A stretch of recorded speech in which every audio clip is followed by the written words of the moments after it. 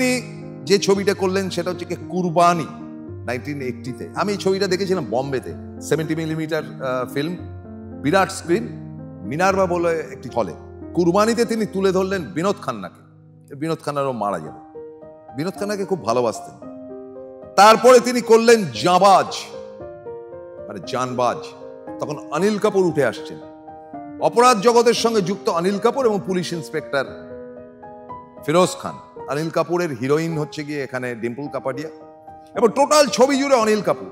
এবং শেষের দিকে অনিল কাপুর মারা যাচ্ছেন, এবং মারা যাচ্ছেন যতক্ষণ পর্যন্ত রয়েছেন ততক্ষণ অনিল কাপুরকে হাইলাইট করেছে, ফিরোজ খান সাইড লাইনে ছিল। অনিল কাপুরকে তিনি তুলে ধরলেন, ভাবা যায় না।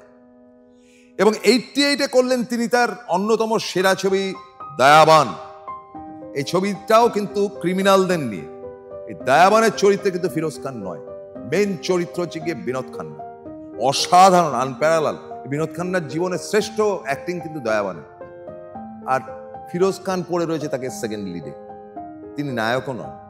এই ছবিতেও কিন্তু শেষ দৃশ্যে বিনোদ খান্না গুলি খেয়ে মারা যাবে, অর্থাৎ বিনোদ খান্নাকে তুলে ধরলেন তিনি।